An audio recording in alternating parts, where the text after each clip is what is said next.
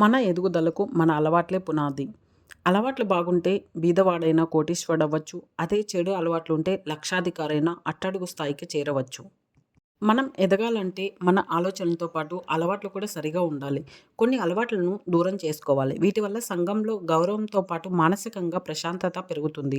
అంతేకాకుండా వీటి వల్ల కూడా మన ఎదుగుదల బాగుంటుంది. అయితే మనకి అన్నీ తెలిసినా కూడా చాలామంది కొన్ని అలవాట్లను అస్సలు వదులుకోలేరు. వీటి వల్లే వారి సక్సెస్‌కి వారే దూరం అవుతూ ఉంటారు.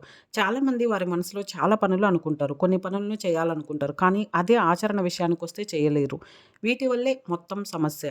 నిజం చెప్పాలంటే అందరికీ ఉండేవి 24 గంటలే. కానీ ఈ 24 గంటలనే కొందరు సక్రమంగా వినియోగించుకుంటే, మరికొంతమంది ఆ సమయాన్ని వృధా చేసుకుంటూ చుట్టూ ఉన్నవారిని దోషులుగా చిత్రీకరిస్తూ ఉంటారు. ఇదంతా మాకు తెలుసు. అసలు మేము దూరం చేసుకోవాల్సిన అలవాట్లు ఏవైనా ఉంటే చెప్పండి అంటారా? అవి ఇప్పుడేంటో తెలుసుకుందాం. లాస్ట్ మినిట్‌లో హ్యాండ్ ఇవ్వడం. కొంతమంది ఉంటారు. ఏదైనా ఫంక్షన్ అయినా, పార్టీ అయినా, ఏదైనా సరే, మరే విషయంలో అయినా గ్యాదర్ అయ్యి మాట్లాడడమైనా సరే, ముందు సరే అంటారు. కానీ లాస్ట్ మినిట్‌లో కుదరదని చెప్పేస్తారు. ఇది వారికి ఈజీగానే ఉండొచ్చు. కానీ ఎదుటి వారిని చాలా అప్సెట్ అయ్యేలా చేస్తుంది. నిజానికి చాలా చిరాకు కూడా కలిగిస్తుంది. ఎందుకంటే మీరు ఒకరి వల్ల మూడ్ మొత్తం పాడవుతుంది. అదేదో ముందే చెప్పేస్తే సరిపోతుంది. ఎందుకంటే వారు ముందుగానే ఏర్పాట్లు చేసుకుంటారు కాబట్టి.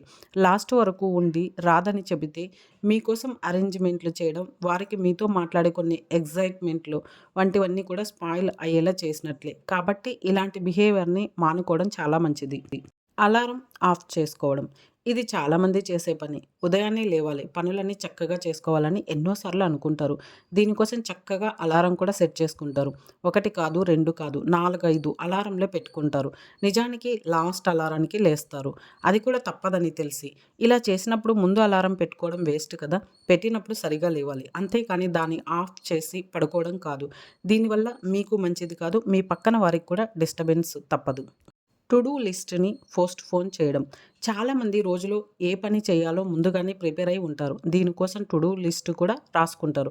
కానీ వీటిని రాసినంత మాత్రాన పూర్తి చేయరు. వాటిని పోస్ట్‌పోన్ చేస్తారు. కొన్నిసార్లయితే పక్కన పెట్టేసి మరుసటి రోజు కోసం మళ్ళీ లిస్ట్ పెట్టుకుంటారు. ఇలా చేయడం వల్ల మరుసటి రోజుకు మీరే ఏదో గిల్టీ‌గా ఫీల్ అవుతారు. అలా కాకుండా టు డూ లిస్ట్ పెడితే దానిని పూర్తి చేయండి. స్పెల్లింగ్ మిస్టేక్‌ని వెతకడం. కొంతమంది మనకి మెయిల్ కానీ, మెసేజ్ కానీ పెట్టినప్పుడు అందులో ఏవైనా మిస్టేక్స్ ఉంటే వాటిని కరెక్ట్ చేయాలని, అది కూడా మనల్ని మనం ప్రొఫెషనల్‌గా చూపించాలనుకుని చాలా తాపత్రయపడతారు కొంతమంది. ఇది మంచిది కాదు. నిజం చెప్పాలంటే తప్పును నేరుగా వారికి చెబితే సరిపోతుంది. అందరికీ చెప్పాల్సిన అవసరం లేదు. ప్రతి ఒక్కరు కూడా తప్పులు చేస్తారు. దాన్ని సరిదిద్దాలి. అంతేకాని పెద్దగా సీన్ క్రియేట్ చేయవలసిన అవసరం లేదు. సోషల్ మీడియాకి అడిక్ట్ అవ్వడం. చాలామంది తనకు సంబంధించిన ఫోటోలు, వీడియోలతో అందరికీ టచ్‌లో ఉండాలనుకుంటారు. నిజానికి ఇది మంచిదే. కానీ ఇది అతిగా వద్దు. ప్రతి గంటకోసారి చెక్ చేస్తూ ఎవరు లైక్ చేశారు, ఎవరు కామెంట్ పెట్టారని ఆ అలవాటుకు అడిక్ట్ అవ్వకండి. దీనివల్ల చాలా వరకు మనకు తెలియకుండానే ఒక రకమైన లోకంలో బ్రతికేలా చేస్తాం. పాజిటివ్‌గా రెస్పాండ్ అయితే హ్యాపీగా ఫీల్ అవ్వడం, నెగెటివ్‌గా చెప్తే వెక్కి వెక్కి ఏడవడం ఇలాంటివన్నీ కూడా జరుగుతాయి. ఈ కొన్ని నెగెటివ్ అలవాట్లను మార్చుకున్నా కూడా మీ రోజుని సక్రమంగా వినియోగించుకోవచ్చు.